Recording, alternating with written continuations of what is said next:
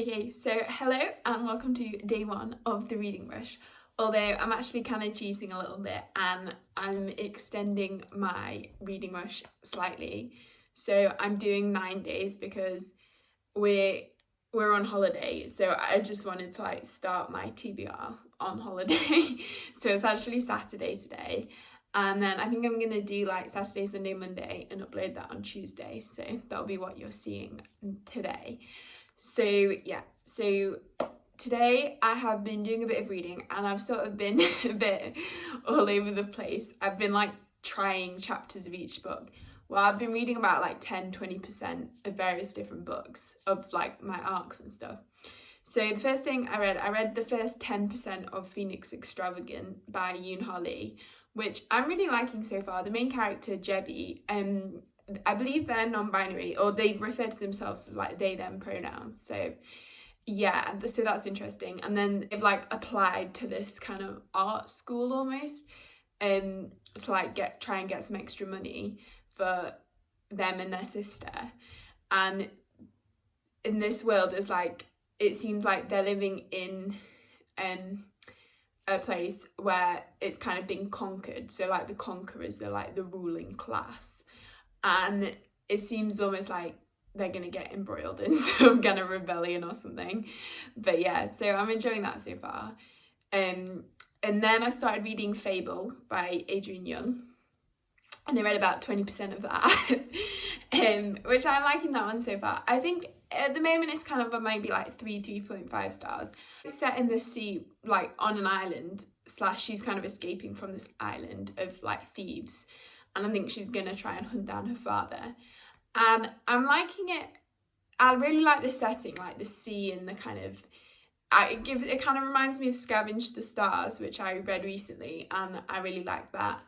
But I think the writing's just slightly confusing me. I don't know. I feel like sometimes sentences come out of nowhere. So I don't know if that's just because it's the arc or if it's just the writing style's not quite clicking with me. But yeah, I'm not too far in, so we'll see how that goes. And yeah, the characters just feel kind of like your standard YA characters, really. Yeah. And then I started also The Silvered Serpents, and I'm about 35% of the way into that. And oh, I forgot how much I love my little babies. Oh, yeah. So I'm really enjoying it so far. And the setting is kind of this time they're going to try and find this kind of hidden palace thing in Russia. No, actually it's in Siberia. But at the moment they're in Russia, so they started in St. Petersburg and then on to Moscow. And I love the kind of Russian wintry setting. So I'm really loving that. And also I was very excited because I think there's going to be some ghosts later in the book because they're going to this kind of lake in Siberia that's apparently haunted. So I'm very excited for that. Now I've obviously been quite obsessed with the Anastasia soundtrack recently, so it's kind of reminded me of that. I was really hoping that Roshani Chokshny likes Anastasia, and then if I see an In a Crowd of Thousands reference, I'm just going to give the book 5 stars. I mean, it'll probably get 4.5 stars. That's what I'm sitting on at the moment. But yeah, I'm just loving it. And yeah, I love Enrique. He's my favourite character. He's such a little bookworm, well, historian bookworm type thing. And yeah, he's just so cute. Severin's kind of still a bit... well, everyone seems to hate Severin, but I guess he doesn't have a huge personality. But I kind of like him, but he is very unnecessarily angsty. Yeah, I think he needs to get his act together a bit. And then yeah, the other characters, I really like Zafia. She's really interesting to read from. So yeah, and I love the characters' banter, especially Zafia and Enrique. They've had some great banter so far, and they just, yeah, I love their interactions. And also I love Layla and Severin. They're very, very angsty. So yeah, I'm excited to see what happens there. And then I also read the first 50 pages, it looks like nothing, of The Name of All Things by Jen Lyons. And I also forgot how much I love this one. There was a little recap at the beginning of all the kind of events that happened in the first one, which is quite good because these stories are kind of told in a kind of almost a chronicler format. And yeah, and the person who's the chronicler wrote a little letter at the beginning just sort of recapping the events, which was really helpful, and also it made me remember like the absolute chaos that was the first book. But I love chaos, so yeah. And just Kieran, oh, he's such a disaster, but I love him. And yeah, so far we've just had him, and he's kind of meeting these like new characters. So Janelle, who I think is like the main character in this book, and yeah, she's fascinating so far. I really like her, and I believe she's kind of like genderqueer. I don't know, I haven't quite grasped it yet, because it says, well, she says she uses like she pronouns, but then she also says this like country that she lives in has kind of strange societal customs, so they refer to themselves as like stallions and mares, and then she's a stallion. But yeah, so it's a bit confusing, but yeah, non-gender conforming, I guess. So that's cool. And realizing that the horse on the cover, because this Jorat society, which we're finding more about, is quite like obsessed with horses. That's what I've got so far from this book, a lot of horses. I'm just really enjoying it. And yeah, so far Kieran's the only like character from the first book that we've got, and there's already been a bit of like chaos, so yeah, okay, so that's the update for now. I just put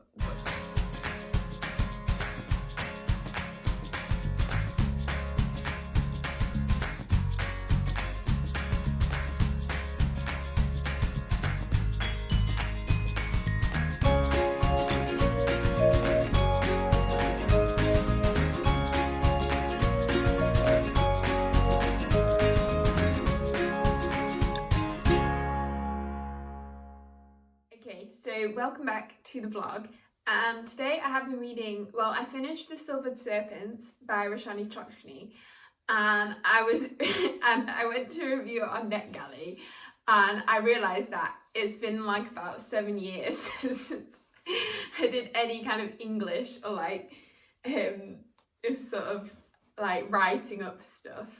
So that was a bit of a challenge to write a coherent review, but I guess I've tried to manage something, so we'll see how that went. So my thoughts on that. So I really enjoyed it. I thought it was a great like sequel, and I love the kind of setting and atmosphere. I think I said that already. It's like kind of wintry. It's all set in this like ice palace almost in Siberia, which was so cool. And there was all these like ice creatures that were kind of hunting them down. And I really liked all the characters and how they kind of grew. Each different character had their own kind of little struggle through the book.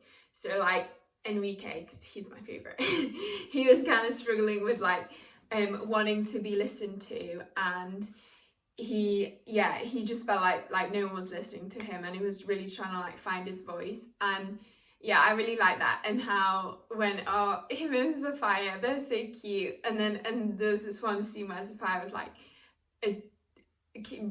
talked about something that he'd mentioned like a long time ago, and he was like, oh, she remembered and she had been listening. So yeah, I thought that was really cute. And then Sophia was kind of just trying to find like her confidence and just like being able to kind of look after herself and not relying on other people all the time. And yeah, and she really, you could see her really kind of grow in confidence in this book, in herself and her abilities, I guess, and what she can kind of contribute to the team. I think it's got a nice little kind of found family in the book. It's like a bunch of misfits. And I know Gilded Wolves gets compared to Six of Crows a lot, and I don't know how I feel about that, because I don't really see the connection. I feel like it is like a group of kind of a few characters who are kind of misfits all coming together, but I feel like the Gilded Wolves are kind of much softer almost than Six of Crows. Like, yeah, it's a lot less dark. It's kind of set in like a hotel in Paris. So, and there's lots of like just sitting around chatting, having tea in the first one especially. And they're like hunting for treasure rather than going for a heist. So it's kind of a bit different. And in this book, they're looking for these like divine lyrics, which is like a book which can kind of grant them powers, I think. And yeah, and Severin's kind of very angsty. I think I said that already as well. But he's kind of, his arc through the book was interesting because he's very like closed off and guarded, but he thinks he's doing that to like protect everyone, and he's like showing his love in a different kind of way. I think that's a big theme in the book as well, like the different ways people show love, because we're also following this kind of character that was like a mother for Severin, but she kind of gave him up earlier on in his life, and he saw that as like hate or indifference, whereas she was actually doing it out of love for various reasons. And the ending, that was very stressful. I feel like I need book 3 like now. But yeah, and there was, it has a kind of trope, which I don't know how I feel about it. I kind of liked it. But I thought, like, when certain thing was happening, I thought, there's no way this is real. And then I was kind of right. So the ending it left on very much like a sort of, I'm not sure it's exactly a cliffhanger, but kind of a cliffhanger. So yeah, I'm excited to carry on with that series whenever the next one comes out, probably a long time in the future. And then I've read a bit more of Fable, so I've read up to about 50%, and I'm getting a bit more into it now. I think it's still around like a 3.5 stars, because I don't really feel like it's super connected to any of the characters, but I do really like the setting. It's like in the sea, or not in the sea, like it's that kind of like ship sea feel. I don't think it's quite pirates, but it's like that kind of vibe, and the plot's kind of keeping me interested. So so far the character, she's kind of escaped off this island. Well, not escaped, she's like bought passage off this island, and she's trying to like look for her father, and she's just kind of getting to know this crew of the ship that she's got passage on. And yeah, and the bit I got to, she just met with her father. I'm not really sure where the like main plot is going. I don't know if it's just kind of her sort of finding her own way. But yeah, I'm interested to read more. So now I'm going to read the Fullmetal Alchemist Volume 2. So I might film a little clip of me reading. I don't know how well that'll go, because I don't know how, do people like film it and speed it up, or like film time lapses, or I don't know. But anyway, that's what I'm gonna do. So yeah, and then, I'm gonna try and finish maybe Fable today as well. So then I'll have finished 3 books out of 7, which is, I'd be impressed with myself. It's not even started yet. Well, no, it started for me. So yeah, that's what also, I just realised I don't normally like read books sat at a table. I normally like sit on the sofa or something, but I'm just doing it like this because this is a manga, and I don't want to like hold the book because I always get worried that I'm gonna like ruin the nice gold foiling on the spine. So I just do it on like a cold surface, because I don't know, I feel like my hands always get really grubby. So yeah, that's why I'm here. It's pretty. I love this kind of like turquoisey colour.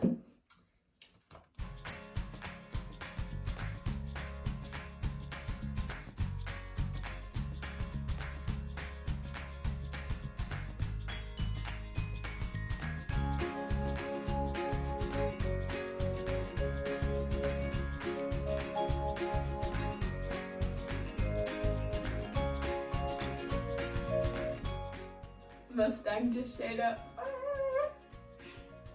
Being all badass. I love him. Hawkeye being badass. Okay, so I'm about halfway through Fullmetal Alchemist Volume 2, and I'm really enjoying it so far. Oh, I just love these characters. And we just got to the bit with Winfrey and the grandma. Oh no, I think it's Winry. I always thought it was Winfrey in the TV show, but apparently it's Winry. So yeah, and I just love that scene. I always love the characters when it's like a female character who's like a mechanic or like a engineer, that kind of type of character, like Berenice from Foundry Side. I really like her. Also, we're finding out more in this volume about the kind of war, the kind of Ishvalans. Yeah, what happened there and how that's kind of impacting events like that are happening now. So yeah, so that's interesting. it's kind of expanding on the world a bit. And yeah, just the characters, we got a bit of Lust, who's like one of the villains. And I really love the villains in this series, especially Lust and Envy. I think they're great. So yeah, so I'm just gonna finish this and then I'll update my thoughts when I finish. But I'm loving this just as much as like the first volume. So okay, so I just finished volume 2 of Full Metal Alchemist and I really enjoyed it. I think I'm gonna give it 5 stars. I tend to be a bit more generous when I'm rating graphic novels. I don't know why. I feel like just because I appreciate like the art and the whole kind of like how it sort of brings the story more to life almost. I don't know how to describe it, but yeah, I think I'm enjoying like manga. I think the one thing I do struggle a bit with is like the action scenes. I find them a bit hard to like visualize sometimes. But I just love the characters in this series so much. And oh, we met Lieutenant Colonel Hughes. He's such a great character, but I sort of know what's coming, so I'm slightly worried because I've watched the anime.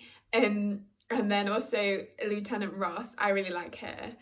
And yeah, and at the end of this volume, I really want to read volume 3 now, but I don't have it with me because like Lust and Envy just showed up.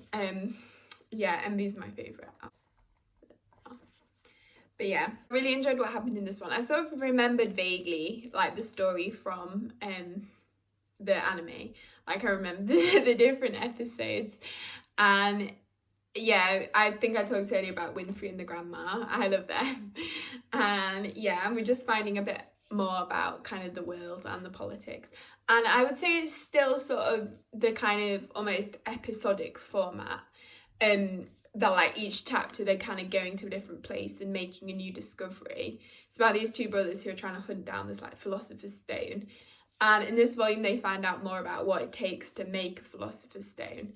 But we haven't really got into the like bigger plot of like kind of them finding out about like the bad guy and all teaming up together. But yeah, so I'm really excited to continue on with this series, and that's that. And then I also read a bit more of Fable, so I'm up to about 70% now, and I'm quite into it. I think it's just, I really like the kind of plot and the like setting, but I think it's just the characters. I'm not loving the characters. Like, I don't know, they just feel quite generic. So yeah, I think I'm probably gonna give it, I'm sitting at like a 3.5 at the moment. But yeah, I'm really enjoying the plot actually. So they're kind of on their way to hunt down this treasure now, which I think is going to be good. So I'm looking forward to that. And yeah, so that's my update for now. I'm going to try and like switch up locations maybe, because I think all my updates so far have been in this room, which I'm not sure is that exciting. But yeah, maybe we'll do some outside. We'll see.